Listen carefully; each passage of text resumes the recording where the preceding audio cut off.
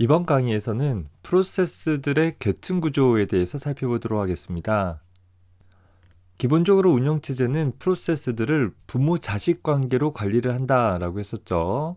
하나의 프로세스가 새로운 프로세스를 만들게 되었을 때 새로운 프로세스를 만든 프로세스를 부모 프로세스로, 또 그렇게 해서 새로 만들어진 프로세스를 자식 프로세스로 표현을 한다라는 거예요.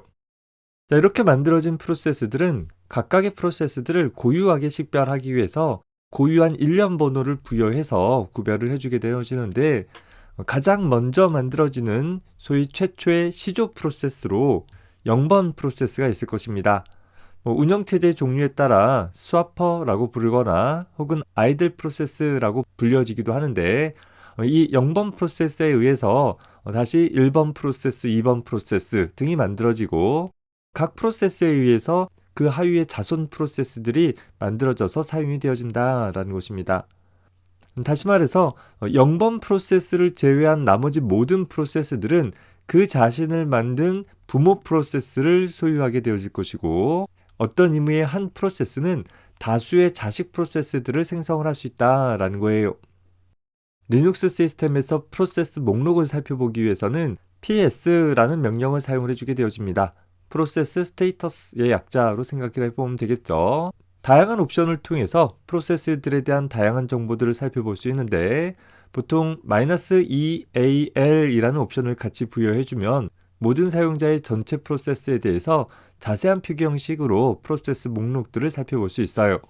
그 목록에서 살펴보면 이 cmd라는 컬럼에서 표현되어지고 있는 것이 현재 실행 중인 프로그램의 이름이 되어지는 것이고, 그 프로세스가 얼마나 오래 사용되어졌는가에 대한 정보와 더불어서 각 프로세스들에 대한 식별 번호로서 PID라는 값들을 갖고 있어요. 그 옆에 PPID라는 것은 이 프로세스를 생성해준 부모 프로세스의 ID, Parent Process ID를 나타내주게 되어져서, 시스템 데몬으로 표현되어지는 1번 프로세스는 0번 프로세스에 의해서 만들어진 것을, 또 커널 스레드 데몬이라는 것은 역시 0번 프로세스로부터 만들어졌다라는 것을 명료하게 확인해 볼 수 있는 것입니다. 이후 프로세스들은 이 두 프로세스의 자손 프로세스로 생성되어져서 필요에 따라 사용되어지고 없어지는 그런 구성들을 지니게 될 거예요. 끝쪽에 내려가서 보면 23604번인 배쉬쉘이라는 것은 현재 사용자 로그인 과정에서 23603번 프로세스에 생성되어졌고, 배쉬쉘 환경에서 우리가 ps라는 명령을 수행을 했다라고 가정을 했을 때, 이 ps라는 명령 자체는 23623번 프로세스가 되어지면서 그 부모는 쉘에 의해서 명령이 수행되어졌기 때문에 현재 쉘의 프로세스 ID 23604번을 지니고 있는 것을 확인해 볼 수 있을 것입니다. 다만 이렇게 프로세스의 목록을 단순한 목록 나열로만 표기하면 그 계층 구조를 알아보기가 좀 어려운 점들이 있어서, 현재 리눅스에서는 ps3라는 명령을 제공을 해주어서 특정 프로세스를 기준으로 해서 그 하위의 자손 프로세스들을 계층적인 구조로 표현해주는 그런 명령도 제공이 되고 있습니다. 현재 0번 프로세스가 가장 시조 프로세스가 되어진다라고 했었죠. 그래서 ps3 0이라고 해주게 되면 0번 프로세스 이하에 있는 시스템 데몬과 커널 스레드 이하에 있는 여러 프로세스들에 대한 목록들을 계층적으로 나타내주고 있습니다. 더불어서 윈도우에서도 작업 관리자를 통해서 리눅스에서 단순히 ps 명령을 사용했던 것과 마찬가지로 프로세스들의 목록을 살펴볼 수는 있어요. 하지만 리눅스에서 ps3라는 명령처럼 프로세스들의 부모-자식 관계들을 계층적인 구조로 나타내면서 보여주도록 하기 위해서는 아래 링크를 통해서 제공되어지는 별도의 프로그램, 프로세스 익스플로러라는 프로그램을 설치해주면 사용을 해볼 수 있을 것입니다. 현재 프로그램의 실행 예를 살펴보면 대부분 사용자가 실행시킨 응용 프로그램들은 프로그램을 수행을 하기 위해서 사용되어질 수 있는 기본적인 사용자 입출력을 담당을 하고 있는 익스플로러라는 프로그램의 자식 프로세스로 생성되어져서 사용되어지고 있는 것을 살펴볼 수 있습니다. 여기서 우리가 특정 프로세스를 클릭해서 선택을 해보면 해당하는 프로세스의 좀 더 자세한 정보들을 확인해 볼 수 있는데, 어느 경로에 있는 프로그램이 수행되어졌는지와 더불어서 부모 프로세스가 무엇인지 등등에 대한 세부적인 정보들을 확인을 해 볼 수 있습니다. 다른 프로세스들을 생성해주는 가장 시조 역할을 하는 0번 프로세스에 대해서 좀 살펴봅시다.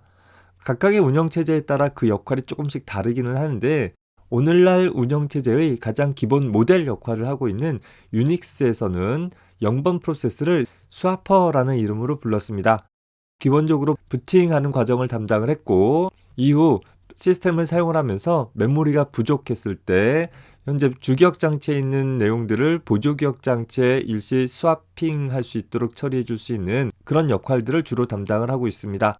물론 부팅 과정 중에서 스와퍼는 1번 프로세스로 이닛 프로세스 혹은 시스템 데몬 프로세스라고 불리우는 프로세스를 생성을 해주게 되어집니다. 이 프로세스는 시스템을 초기화하여 사용자가 시스템을 사용할 수 있는 상태까지 부팅 과정을 완료하도록 담당을 하고 이후 시스템이 종료되어질 때까지 메모리에 남아있으면서 시스템 종료 과정에 대한 책임을 담당해주기도 합니다. 더불어서 사용자가 시스템을 사용하는 과정 중에 사용자가 생성하는 모든 사용자 프로세스는 이 1번 프로세스의 자손 프로세스들이 되어집니다.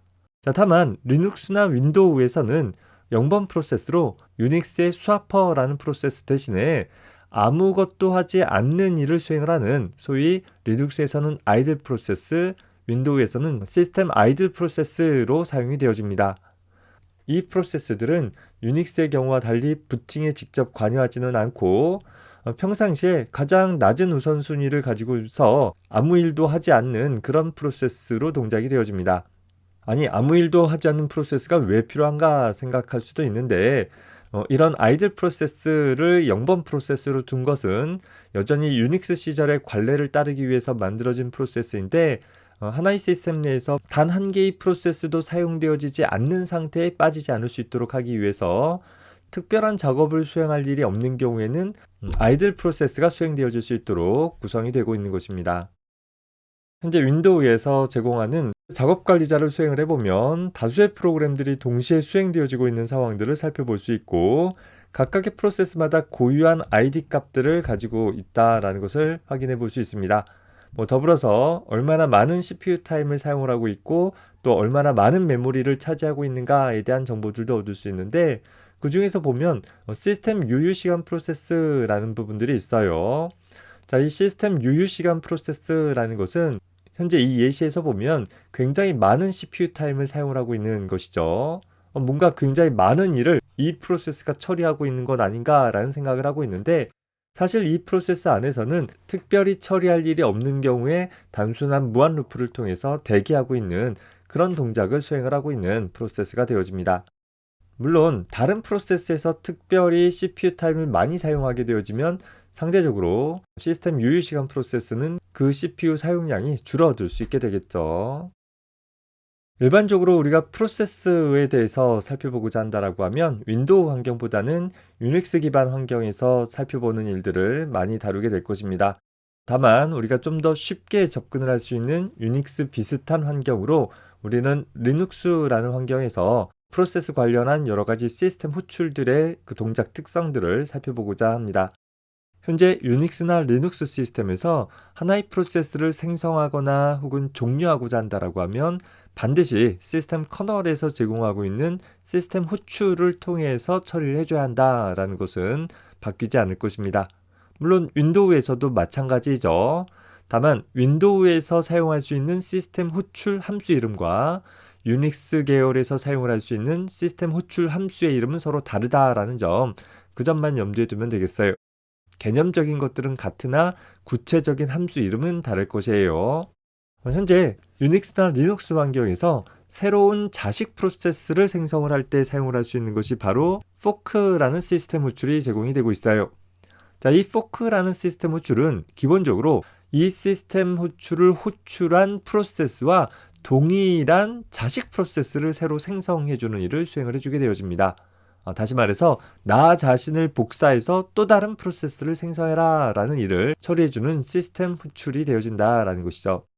그렇게 호출되어져서 생성되어진 자식 프로세스는 부모 프로세스와 병행적으로 작업을 수행을 해나갈 수 있는 것이고 부모 프로세스 입장에서는 일반적으로 자식 프로세스보다 먼저 부모 프로세스가 끝나기보다는 부모 프로세스에서 만든 모든 자식 프로세스가 끝날 때까지 기다리도록 하는 것이 일반적인 선택이 되어집니다. 따라서 부모 프로세스에서 자신이 만든 모든 자식 프로세스들이 종료되어질 수 있도록 처리하기 위해서는 wait라는 시스템 호출을 통해서 대기할 수 있게 되어지는데, 이 wait 시스템 호출이 일어나게 되어지면 자신의 모든 자식이 종료되어질 때까지 더 이상 처리하지 않고 커널 코드 내에서 대기하도록 처리가 되어지고 있습니다. 따라서 각각의 자식 프로세스들에서는 그 자신의 수행을 끝마치면서 현재 내가 끝나기를 기다리고 있는 나의 부모 프로세스들을 깨워주도록 하는 처리가 필요한데, 그 처리를 수행을 하기 위해서 exit라는 시스템 호출을 이용을 해주면 됩니다. 따라서 일반적으로 부모 프로세스에서는 fork한 후에 wait하게 되어지고, 모든 자식 프로세스는 끝마칠 때 반드시 exit라는 시스템 호출을 처리해줘야 한다라는 것을 기억해 두면 되겠어요. 자, 그림을 통해서 각 과정을 좀 더 살펴보도록 해봅시다. 앞서 소개한 것처럼 어떤 하나의 프로세스는 fork 시스템 호출을 통해서 나와 동일한 내용을 담고 있는 자식 프로세스를 생성한다라고 했었어요. 코드 영역뿐만 아니라 데이터 영역까지도 완전히 복사한 부모와 똑같은 자식 프로세스가 생성이 되어져요. 자, 그리고 포크 시스템을 호출한 후 부모 프로세스는 부모 프로세스대로, 자식 프로세스는 자식 프로세스대로 각각의 자신들이 해야 될 일들을 수행을 해나가게 되어집니다. 이때 일반적으로 부모 프로세스는 어떤 일을 수행을 하고 나서 자식이 끝나기를 대기하기 위해서 wait 시스템 호출을 수행을 하게 되어집니다. 자식 프로세스는 자기에게 주어진 처리들을 쭉 수행을 하고 나서 마지막에 exit 시스템 호출을 하게 되어지면 시스템 내부적으로 나의 종료를 대기하고 있는 부모에게 자식이 끝났다라는 신호를 보내주게 되어지고, 그에 따라 부모 프로세스는 자식의 종료 상태를 확인을 하고 자식과 관련한 모든 정보들을 제거해주는 처리들을 수행을 해주게 되어집니다. 자, 다만 문제는 부모가 웨이트 호출을 하기 전에 자식이 먼저 끝나버리는 일이 있을 수도 있다라는 것이죠. 부모는 부모가 해야 할 일을, 자식은 자식이 해야 할 일을 처리하게 되어지는데, 부모가 해야 할 일이 자식이 처리해야 할 일보다 시간이 더 오래 걸릴 수 있더라라는 거예요. 그 경우를 요 두 번째 경우에 나타났는데, 자, 부모 프로세스에서 포크 시스템 호출을 통해 자식 프로세스를 생성을 했고, 이후 부모는 부모가 해야 할 일을, 자식은 자식이 해야 할 일을 수행을 하고 있는 상황인데, 자, 자식 프로세스에서 먼저 일이 끝나가지고서 엑시트 시스템 호출을 호출하였다라는 거예요. 자, 그러면 현재 자식은 즉각적으로 종료되어지는 것이 아니라 사실은 이 자식 프로세스에 대한 PCB 블럭 상에 현재 내 상태가 종료 상태이다라는 프로세스의 상태값을 terminated라는 값으로 설정을 해주고, 자신에게 할당되어진 모든 자원들을 반납은 해주지만 현재 프로세스 테이블 상에 내 프로세스에 대한 PCB를 지워주지는 않는다라는 거예요. 다시 말해서 내가 수행되어지기 위해서 할당되어진 모든 자원들이 할당 해제되었으나 현재 내 프로세스에 대한 정보가 여전히 프로세스 테이블상에 남아있는 이런 상태, 즉 프로세스로 등록은 되어 있으나 실제 어떠한 일도 할 수 없고 또 할 일도 없는 상태의 프로세스를 좀비 상태의 프로세스 혹은 좀비 프로세스라고 표현한다라는 거예요. 자, 이런 좀비 상태는 언제까지 지속되어지냐면 부모 프로세스에서 웨이트 호출을 통해 가지고서 현재 이 자식 프로세스의 PCB 블럭에서 종료 상태 값을 확인해 갈 때까지 지속이 되어진다라는 거예요. 다시 말해서 부모 프로세스에서 웨이트 호출을 통해서 자식의 종료 상태 값을 확인해 가면 즉각적으로 자식 프로세스에 대한 PCB를 프로세스 테이블에서 제거함으로써 온전하게 자식 프로세스의 수행을 마무리할 수 있게 되어지는데, 어떠한 이유로 부모 프로세스에서 웨이트 호출을 명시적으로 하지 않는다라고 한다면 이 프로세스는 계속적으로 PCB 테이블 상에 남아있는 그런 상태가 되어지는 것이죠.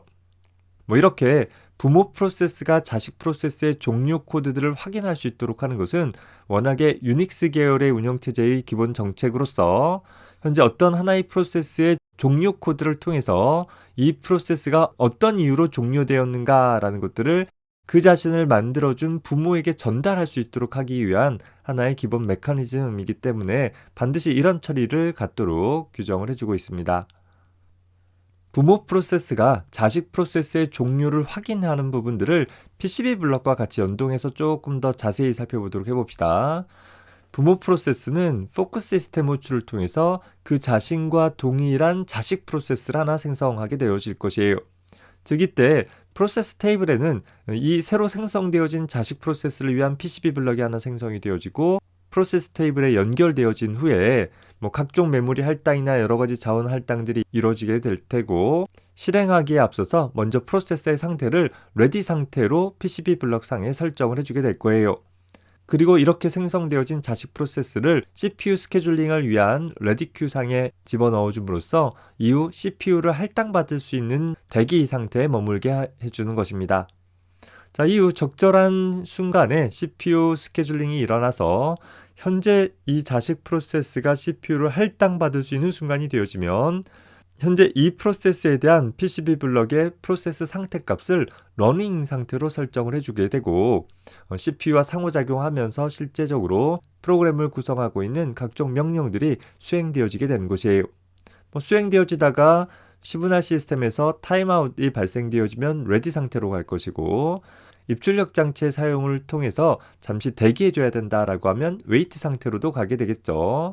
만약에 러닝 상태에서 마지막 문장을 수행을 해가지고서 더 이상 수행할 문장들이 없는 상황이 도달하게 되어지면 엑시트 시스템 호출이 일어나서 현재 프로세스에 할당되어진 모든 자원들을 반납을 하고, 현재 프로세스는 일을 다 끝마쳤기 때문에 없어질 일을 기다리고 있다라는 의미로 PCB 블럭상의 프로세스 상태 값을 terminated 혹은 좀비라는 값으로 설정을 해주고, 부모에 의해서 현재 PCB 블럭 내의 종료 코드 값이 읽혀가지기를 기다려주게 되어집니다.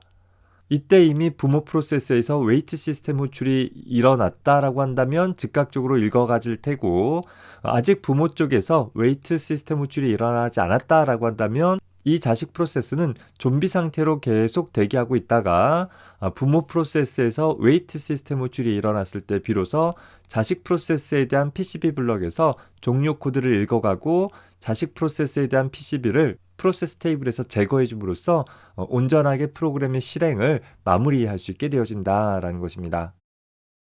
리눅스 시스템에서 명시적으로 좀비 프로세스를 만들어 본 예를 간단하게 나타내 보았습니다.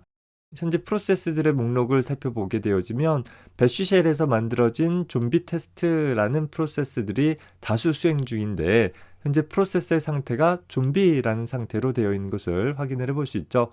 뭔가 끝나기는 했는데 아직 온전하게 그 정보가 커널에 의해서 지워지지 않은 그런 프로세스를 가리킨다라는 것이에요.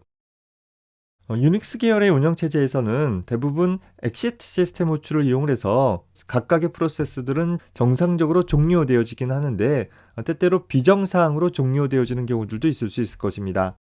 부모-자식 관계를 갖고 있는 프로세스 입장에서 보면 항상 자식 프로세스가 끝나기를 부모 프로세스가 기다리고, 자식 프로세스가 끝나면 자식에 대한 온전한 처리들을 다 수행을 해주고 나서 부모 프로세스가 나머지 작업을 수행을 하거나 혹은 부모 프로세스 역시 종료되어지는 처리를 수행을 하게 된다라는 거예요.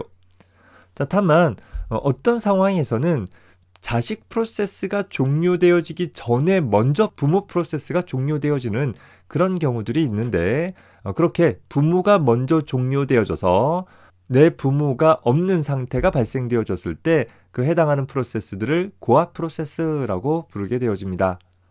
예를 들어 봅시다. 현재 명실상이 선조 역할을 하는 1번 프로세스에 의해서 다수의 사용자 프로세스들이 생성이 되어질 거예요. 그 중에 어떤 프로세스에서 포크 시스템 호출을 통해서 현재 나와 동일한 자식 프로세스를 생성을 했고, 부모는 부모의 일을, 자식은 자식의 일을 병행적으로 처리해 나간다라고 했을 때, 자식은 아직 일을 처리하고 있는 상황에서 부모 프로세스에서 명시적으로 엑시트 호출을 하거나 혹은 비정상적으로 프로그램이 강제 중단되어진 상황이 발생됐다라고 가정을 해보자라는 거예요. 자, 이제 부모 프로세스는 끝나버렸는데 우리가 사용하는 시스템에서 모든 프로세스들은 부모 자식 간의 관계들을 항상 유지하고 있어야 되다 보니까 현재 이 프로세스 입장에서는 갑자기 자기 자신의 부모가 존재하지 않는 프로세스가 돼버린다라는 거예요.